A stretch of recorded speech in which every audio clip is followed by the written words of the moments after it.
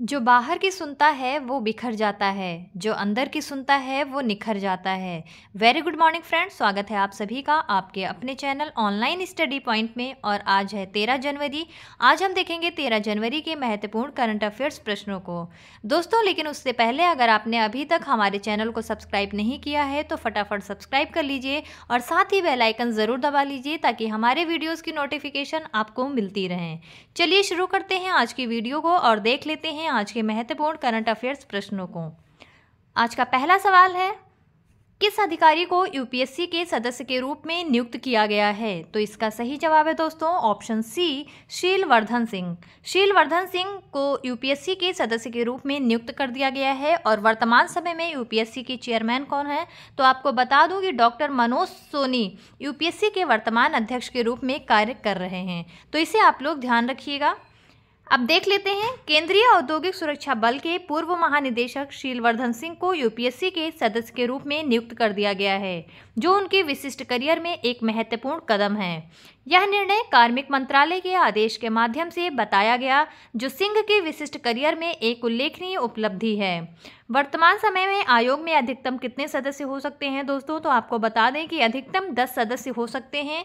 और पिक्चर में जैसा कि आप देख पा रहे हैं, ये हैं शीलवर्धन सिंह और इन्हें ही यूपीएससी के सदस्य के रूप में नियुक्त कर दिया गया है। बात करें यूपीएससी की, तो इसकी स्थापना हुई थी 1 अक्टूबर 1926 को। मुख्यालय है नई दिल्ली में और चेयरमैन कौन है? जैसा कि मैंने आपको पहले ही बताया, मनोज सोनी। तो इन तथ्यों को भी आप लोग ध्यान में रखिएगा, यहाँ से एग्जाम में प्रश्न बनते हैं। अब देख लेते हैं 2023 में की गई कुछ अन्य प्रमुख नियुक्तियों को, जो आपके एग्जाम के पॉइंट ऑफ व्यू से बहुत ही ज़्यादा महत्व रखती हैं। पहले दलित मुख्य सूचना आयुक्त कौन बने हैं? तो यह बन गए हैं एच सामरिया। दोस्तों, ये काफ़ी ज़्यादा चर्चा में रहा था, आपने न्यूज़ में भी सुना होगा, न्यूज़पेपर में पढ़ा भी होगा।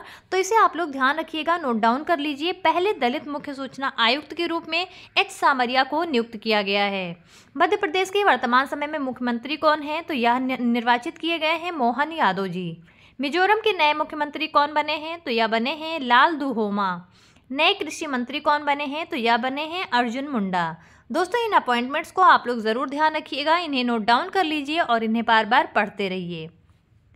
अगला सवाल है, 2024 हेनले पासपोर्ट सूचकांक में भारत कौन से स्थान पर रहा है? तो इसका सही जवाब है ऑप्शन बी, 80वें स्थान पर। France, Germany, Italy, Spain, Japan और सिंगापुर 194 गंतव्यों तक वीजा मुक्त पहुंच के साथ सबसे आगे रहे हैं। भारत 62 गंतव्यों तक वीजा मुक्त पहुंच की पेशकश करते हुए 80वें स्थान पर काबिज रहा है। 2006 के बाद से औसत वीजा मुक्त गंतव्य लगभग दोगुना हो गए हैं और संयुक्त अरब अमीरात पिछले दशक में 44 स्थान ऊपर चढ़कर 11वें स्थान पर पहुंच गया है। बात करें यूक्रेन और चीन की, तो इनको क्रमशः 32वां और 62वां स्थान हासिल हुआ है। तो दोस्तों, इसे आप लोग ध्यान रखिएगा। हेनले पासपोर्ट इंडेक्स के अंतर्गत भारत किस स्थान पर रहा है? 80वें स्थान पर रहा है। अब देख लेते हैं कुछ अन्य प्रमुख सूचकांक एवं उसके अंतर्गत भारत के स्थान को। वैश्विक भूखमरी सूचकांक 2023 के अंतर्गत भारत का कौन सा स्थान रहा है? 111वां स्थान। वैश्विक शांति सूचकांक 2023 के अंतर्गत भारत का 126वां स्थान रहा है। वैश्विक पेंशन सूचकांक 2023 के अंतर्गत भारत का 45वां स्थान रहा है, जबकि वैश्विक प्रतिभा सूचकांक 2023 के अंतर्गत 56वां स्थान रहा है। तो इन सूचकांकों को आप लोग ध्यान रखिएगा, इसमें भारत ने कौन सा स्थान हासिल किया है, ये अक्सर पूछा जाता है। दोस्तों, आप सभी के लिए वार्षिकांक करंट अफेयर्स की अपडेटेड पीडीएफ, जो कि दिसंबर 2023 तक की है, आ चुकी है। और इसके अंतर्गत आपकी तैयारी को ध्यान में रखते हुए, हिंदी माध्यम को ध्यान में रखते हुए 1200 से ज़्यादा एमसीक्यू का संग्रह किया गया है। आप इसमें कुछ इंपॉर्टेंट टॉपिक्स को भी टॉपिक वाइज पढ़ सकते हैं, जैसे क्रिकेट वर्ल्ड कप, 37वां राष्ट्रीय खेल, केंद्रीय बजट, आर्थिक समीक्षा, सैन्य अभ्यास जैसे महत्वपूर्ण टॉपिक्स के बारे में डिस्कस किया गया है। तो आप इस पीडीएफ को जरूर लें और अपने एग्जाम की तैयारी को और बेहतर बनाते रहें। नेक्स्ट है, किस देश ने उपग्रह आइंस्टीन प्रोब लॉन्च किया है? तो इसका सही जवाब है ऑप्शन ए, चीन ने। दोस्तों, चीन ने उपग्रह आइंस्टीन प्रोब नामक लॉन्च किया है। चीन ने हाल ही में ब्रह्मांड में रहस्यमय छड़ी घटनाओं का निरीक्षण करने के लिए आइंस्टीन प्रोब EP नामक एक अभूतपूर्व खगोलीय उपग्रह को अंतरिक्ष में भेज दिया है। पूर्ण खिले हुए कमल के आकार का यह उपग्रह लॉबस्टर आंख की कार्यप्रणाली से प्रेरित नवीन एक्सरे डिटेक्शन तकनीक का उपयोग करता है। दक्षिण पश्चिम चीन के सिचुआन प्रांत में जिचांग सैटेलाइट लॉन्च सेंटर से इसे लॉन्च किया गया और यह मिशन ब्रह्मांड के रहस्यों को उजागर करने में एक महत्वपूर्ण कदम है। तो इसे आप लोग ध्यान रखिएगा। आइंस्टीन प्रॉब किसने लॉन्च किया है? चाइना ने। बात करें चीन की तो इसकी राजधानी है बीजिंग, राष्ट्रपति हैं शी जिनपिंग और मुद्रा है यहाँ के रेनमिनबी। तो इन तथ्यों को भी आप लोग ध्यान में रखिएगा। अगला सवाल है, स्वच्छ सर्वेक्षण पुरस्कार 2023 में कौन विजेता बना है? इसका सही जवाब है ऑप्शन सी, ये दोनों। इसका मतलब ये है दोस्तों कि इसमें इंदौर और सूरत दोनों ने स्वच्छ सर्वेक्षण पुरस्कार 2023 विजेता के रूप में कब्जा हासिल किया है। इंदौर ने संयुक्त जीत के साथ सूरत के साथ सम्मान साझा करते हुए 7वीं बार सबसे स्वच्छ शहर का खिताब हासिल कर लिया है। आवास और शहरी मामलों के मंत्रालय द्वारा आयोजित एक प्रतिष्ठित समारोह में स्वच्छ सर्वेक्षण पुरस्कार 2023 में राष्ट्रपति द्रौपदी मुर्मू ने विभिन्न स्वच्छता श्रेणियों में 13 प्रतिष्ठित पुरस्कार विजेताओं को प्रशंसा प्रदान की है। दोस्तों ये हैं हमारी माननीय राष्ट्रपति द्रौपदी मुर्मू जी, जैसा कि आप पिक्चर में देख पा रहे होंगे। अब देख लेते हैं 2023 में दिए गए कुछ अन्य प्रमुख पुरस्कारों को। नाउ यू ब्रीथ के लिए गोल्डन बुक अवार्ड 2023 से किसे सम्मानित किया गया है? तो यह सम्मानित किया गया है राखी कपूर को। मातृभूमि बुक ऑफ द ईयर पुरस्कार 2023 का खिताब किसने जीता है? तो यह जीत लिया है डॉक्टर पैगी मोहन ने। 3 बार ग्रैमी जीतने वाले इकलौते जीवित भारतीय कौन बने हैं? तो यह बन गए हैं रिकी केज। द कश्मीर फाइल्स ऑस्कर 2023 के लिए नामांकित होने वाली मूवी के लिए किसे अवार्ड दिया गया है? तो यह दिया गया है विवेक अग्निहोत्री को। तो दोस्तों साथ ही साथ आप इन पुरस्कारों को भी याद रखिएगा और जितने भी नए नए पुरस्कार दिए जा रहे हैं आप उनकी एक लिस्ट बना लीजिए, उन्हें नोट डाउन कर लीजिए और उन्हें बार बार पढ़ते रहिए। नेक्स्ट है, किसने मोदी एनर्जाइजिंग अ ग्रीन फ्यूचर नामक पुस्तक का विमोचन किया है? तो इसका सही जवाब है ऑप्शन ए, भूपेंद्र यादव ने।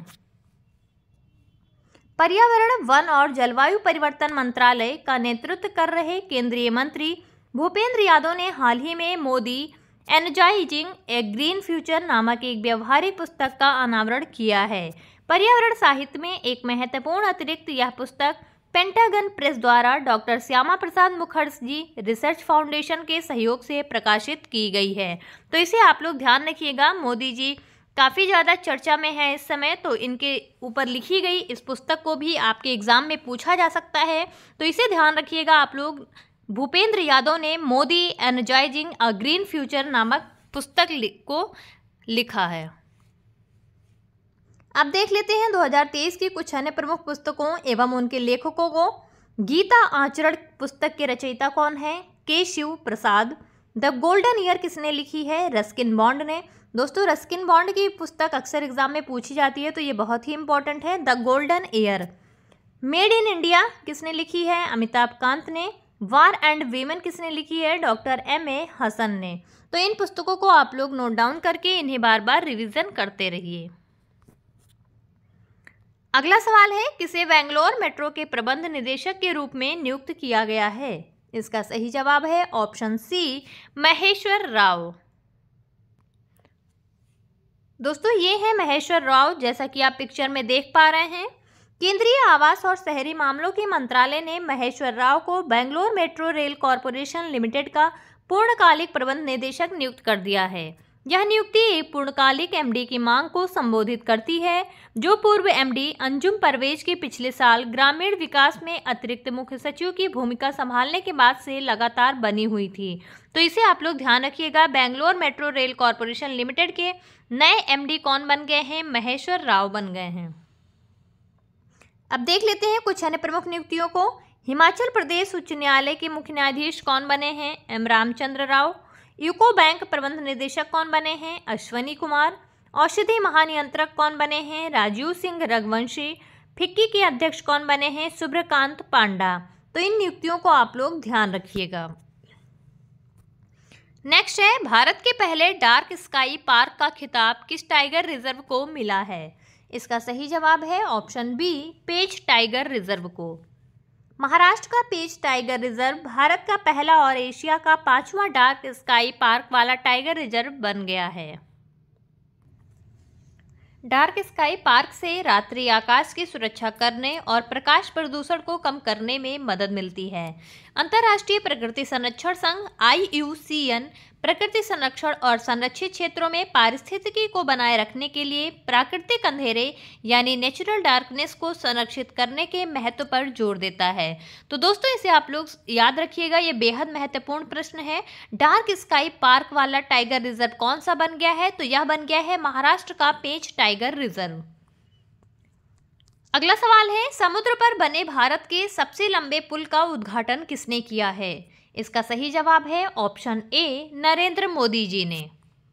पीएम मोदी ने समुद्र पर बने भारत के सबसे लंबे पुल का उद्घाटन मुंबई में किया है। मुंबई को नवी मुंबई से जोड़ने वाला यह ब्रिज भारत के पूर्व प्रधानमंत्री स्वर्गीय अटल बिहारी वाजपेयी के नाम पर अटल सेतु के नाम से जाना जाएगा। अटल सेतु 21.8 किलोमीटर लंबा है और इसमें 6 लेन बनाए गए हैं। इस पूरे प्रोजेक्ट में लगभग 18,000 करोड़ रुपए खर्च किए गए हैं। और दोस्तों ये है हमारे माननीय प्रधानमंत्री मोदी जी, जैसा कि आप पिक्चर में देख रहे हैं। अगला सवाल है, हाल ही में किस बैंक ने सम्मान रुपए क्रेडिट कार्ड लॉन्च किया है? इसका सही जवाब है ऑप्शन बी, इंडसइंड बैंक ने। इंडसइंड बैंक ने हाल ही में national payments corporation of India के साथ साझेदारी में UPI सुविधा से लैस इंडसइंड बैंक सम्मान रुपी क्रेडिट कार्ड लॉन्च किया है। यह कार्ड सरकारी क्षेत्र के कर्मचारियों के लिए लॉन्च किया गया है और यह कार्ड विभिन्न प्रकार के स्पेशल ऑफर के साथ प्रभाव में आएगा। तो इसे आप लोग ध्यान रखिएगा, किसने किया है लॉन्च? तो यह सम्मान नामक रुपए क्रेडिट कार्ड को इंडसइंड बैंक के द्वारा लॉन्च किया गया है। आज का आखिरी सवाल है, स्वच्छ सर्वेक्षण 2023 में किन 2 शहरों को सबसे स्वच्छ गंगा शहर का अवार्ड मिला है? तो इसका सही जवाब है दोस्तों ऑप्शन बी, वाराणसी और प्रयागराज। दोस्तों वाराणसी और प्रयागराज को स्वच्छ सर्वेक्षण 2023 के अंतर्गत सबसे स्वच्छ गंगा शहर का अवार्ड दिया गया है। उत्तर प्रदेश के वाराणसी और प्रयागराज को सबसे स्वच्छ गंगा शहर के रूप में चुन लिया गया है। मध्य प्रदेश में MHOW छावनी बोर्ड ने सबसे स्वच्छ छावनी शहर का पुरस्कार प्राप्त किया है। साल 2016 से स्वच्छ भारत शहरी मिशन के तहत केंद्रीय आवास और शहरी मामलों के मंत्रालय द्वारा आयोजित स्वच्छ सर्वेक्षण शहरी स्वच्छता और साफ सफाई पर दुनिया का सबसे बड़ा सर्वेक्षण रहा है। तो इसे आप लोग ध्यान रखिएगा। उत्तर प्रदेश के वाराणसी और प्रयागराज को सबसे स्वच्छ गंगा शहर के रूप में चुना गया है। अब देख लेते हैं 12 जनवरी की ऑलराउंडर रिवीजन को फटाफट। शेरिंग टोब्गे किस देश के प्रधानमंत्री के रूप में पुनः चयनित हुए हैं? भूटान के। राष्ट्रीय मानव तस्करी जागरूकता दिवस 2024 कब मनाया गया? 11 जनवरी को। क्रेडिट ब्यूरो एक्सपीरियन ने किसको भारत के लिए MD नियुक्त किया है? मनीष जैन को। कौन 27वें राष्ट्रीय युवा महोत्सव का उद्घाटन करेंगे? नरेंद्र मोदी। केंद्र सरकार ने रक्षा मंत्रालय में अतिरिक्त सचिव और महानिदेशक के रूप में किसे नियुक्त किया है? समीर कुमार सिन्हा को। भारतीय नौसेना का बहुराष्ट्रीय अभ्यास मिलन 24 का आयोजन कहाँ किया जाएगा? विशाखापट्टनम में। जागरेब ओपन 2024 कुश्ती टूर्नामेंट में किस भारतीय ने 57 किलोग्राम कैटेगरी में गोल्ड मेडल जीत लिया है? अमन सहरावत ने। स्वच्छता सर्वेक्षण 2023 में 1 लाख से अधिक आबादी की कैटेगरी में सबसे स्वच्छ शहर का पुरस्कार किसे दिया गया है? इंदौर और सूरत को। संसद का बजट सत्र इस महीने की किस तारीख से शुरू हुआ है? 31 जनवरी से। अंतर्राष्ट्रीय हॉकी महासंघ ने हॉकी टूर्नामेंटों के प्रसारण के लिए किसके साथ समझौता किया है? वाईकॉम 18। तो दोस्तों ये थे हमारे 12 जनवरी के ऑलराउंडर रिवीजन। और अब देख लेते हैं आज के प्रश्न को।